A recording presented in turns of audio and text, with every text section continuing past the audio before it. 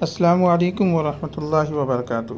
جیسا کہ آپ سبھی حضرات جانتے ہیں کہ شعبان المبارک کا مہینہ چل رہا ہے۔ 15 شعبان کی رات میں آج کل جو لوگ خود سے ہی بہت ساری چیزیں ایجاد کر لیے ہیں، اس کے متعلق میں کچھ باتیں عرض کرنے کے لیے حاضر ہوا ہوں۔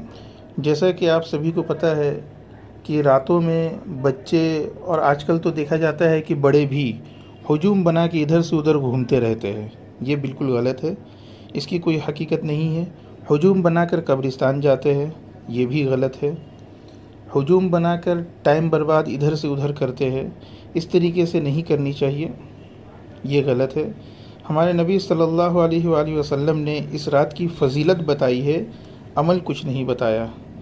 یعنی کہ کچھ لوگ جماعت بنا کر صلاۃ التسبیح پڑھتے ہیں کہیں مسجدوں میں، کچھ لوگ اجتماعی تہجد پڑھتے ہیں کہیں مسجدوں میں، کسی جگہ پہ ڈیک چڑھایا جاتا ہے، کہیں مسجدوں میں لائٹیں لگائی جاتی ہے، کہیں آتش بازی ہوتی ہے، اور لوگ ان سب میں اتنا مشغول ہو گئے ہیں کہ اصل عمل کیا ہے اس کو بھول گئے ہیں اور ٹائم برباد کرتے ہیں۔ اور کچھ علماء نے ان سارے کام کے روکنے کے لیے اس کے رد میں اتنا بیان کر دیے ہے کہ اس رات کی کوئی فضیلت ان کے حساب سے باقی نہیں رہی، تو یہ بھی غلط ہے۔ اس رات کو اللہ پاک نے مبارک بنایا۔ حدیث میں آتا ہے کہ اس رات میں سبھی امت مسلمہ کی مغفرت کر دی جاتی ہے سوائے 5 لوگوں کے۔ وہ 5 لوگ کون ہیں؟ آئیے اس پہ ایک نظر ڈالتے ہیں۔ پہلا ہے مشرک جو اللہ کے ساتھ کسی کو شریک کرتا ہو۔ دوسرا ہے بغض، کینہ کپٹ، دل میں دوسروں کے لیے برائی رکھنے والا۔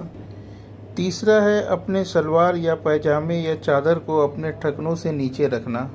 اگر تکبر کی بنیاد پہ اس کو رکھ رہا ہے، تکبر ان کے اندر ہے، اس کو رکھنے کی وجہ سے تکبر آ رہی ہے، تو اس کی بھی مغفرت نہیں ہوگی۔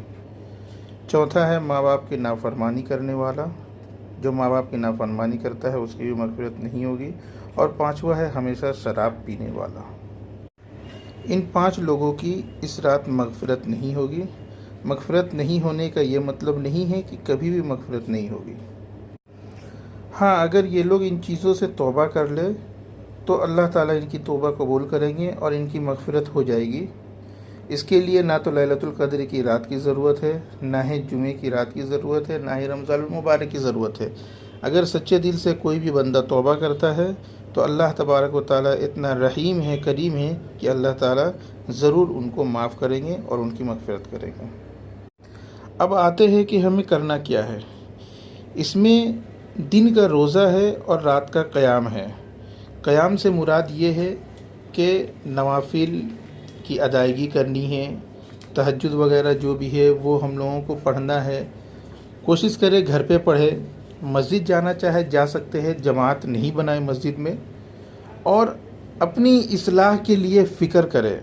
آج جو حالات ہم لوگوں کے اوپر آ رہے ہیں، یہ ہم لوگوں کی ہی گناہ اور غلطی کا نتیجہ ہے، جس کی وجہ سے یہ حالات ہم لوگوں کے اوپر آئے ہیں۔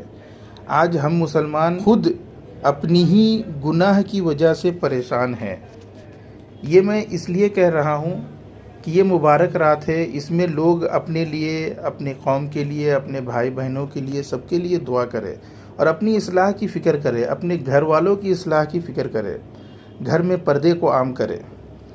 جیسا کہ ابھی جانتے ہیں کہ جو حالات چل رہی ہے، اور پردے کا لفظ آیا تو ایک خیال میرے ذہن میں آیا ہے کہ ابھی جو کورٹ نے فیصلہ دیا ہے پردے کے اوپر کہ پردہ جو ہے نقاب، یہ اسلام کا جز نہیں ہے، اسلام کا حصہ نہیں ہے، تو اس کے گناہ گار اور اس کے ذمہ دار ہم اور آپ خود ہیں۔ آپ لوگوں کو یہ سن کر برا لگ رہا ہوگا، لیکن ایسا کہنے پہ میں مجبور ہوں۔ ایک مرتبہ ذرا سا سوچئے کہ جب اس طریقے کے بات سامنے آئی تو کیا ہمارے اور آپ کے اندر تھوڑی سی بھی غیرت جاگی؟ کیا ہم اور آپ پردے کو عام کیے؟ ہم اور آپ خود ہی پردے کو اسلام میں سیکنڈری کیے ہوئے ہیں، اپنے گھر میں پردے کا اہتمام نہیں کیے ہوئے ہیں، تو ہم اور آپ یہ امید کیسے کر سکتے ہیں کہ کوڈ اس کو پرائمری کر دے ہم لوگوں کے لیے؟ جب ہم خود پردے کو اپنے اندر اپنی زندگی میں نہیں لانا چاہ رہے ہیں تو ہم کسی اور سے کیا امید کریں کہ وہ ہمارے لیے کام کرے؟ ہمیں خود اپنے لیے کام کرنا ہوگا۔ ہمیں خود اسلام کی رسی کو مضبوطی سے پکڑنی ہوگی.